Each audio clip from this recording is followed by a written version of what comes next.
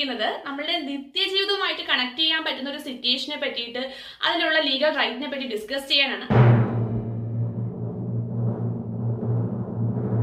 So നമ്മുടെ real ലൈഫിൽ ഇങ്ങനെയുള്ള ക്വസ്റ്റ്യൻസ് ഫേസ് ചെയ്യാത്തതായിട്ട് ആരും തന്നെ കാണില്ല. ഒരാളുടെ സ്വകാര്യതയിലേക്ക് കടന്നു ചെല്ലാനുള്ള മറ്റുള്ളവന്റെ റൈറ്റിന് പരിമിതികളുണ്ട്. ഇതിനെപ്പറ്റി വളരെ കൃത്യമായി നമ്മുടെ ഇന്ത്യൻ ഭരണഘടനയിൽ ഒരു ആർട്ടിക്കിൾ തന്നെയുണ്ട്. That is article 21. Article 21 of Indian constitution പറയുന്നത് എന്താണെന്ന് വെച്ചാൽ, no person shall be deprived of his life and liberty except according to procedure established by law.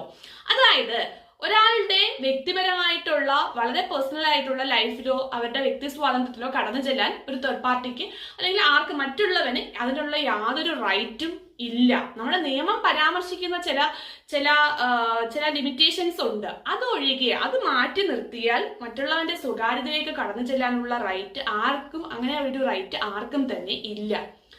മാത്രമല്ല ഇത് സെക്ഷൻ ഇങ്ങനെയുള്ള പേഴ്സണൽ ക്വസ്റ്റ്യൻസ്, കപ്പിൾസിന്റെ അടുത്ത് ചോദിക്കുന്ന ചില പേഴ്സണൽ ക്വസ്റ്റ്യൻസ് മാത്രമല്ല, ഇങ്ങനെയുള്ള മറ്റുള്ളവന്റെ സ്വകാര്യതയെ മാനിക്കാതെ ചില ഓൺലൈൻ മീഡിയാസ് ഇപ്പൊ രേണുസുധിയുടെയൊക്കെ കാര്യത്തിൽ അവരുടെയൊക്കെ കാര്യത്തിൽ എടുക്കുമ്പോൾ അവരോട് ചോദിക്കുന്ന ചില പേഴ്സണൽ ക്വസ്റ്റ്യൻസ്, ഇതൊക്കെ അവരുടെ സ്വകാര്യതയെ കർട്ടൈൽ ചെയ്തുകൊണ്ട് അവർ കാണിക്കുന്ന ചില വയലേഷൻസ് ആയിട്ടാണ് നിയമം കൺസിഡർ ചെയ്യുന്നത്.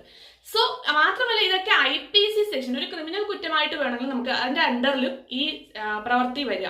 അതായത് സെക്ഷൻ 509 അത് പറയുന്നത് ഒരു സ്ത്രീത്വത്തെ അപമാനിക്കുന്ന തരത്തിലുള്ള ആംഗ്യം, പ്രവൃത്തി, വാക്ക് ഇതെന്താണ് ഒരാളുടെ വ്യക്തി സ്വാതന്ത്ര്യത്തെ ഹനിക്കുന്ന തരത്തിലുള്ള എല്ലാ കാര്യങ്ങളും തന്നെ ഇതിന്റെ അണ്ടറിലും കണക്കാക്കാറുണ്ട്.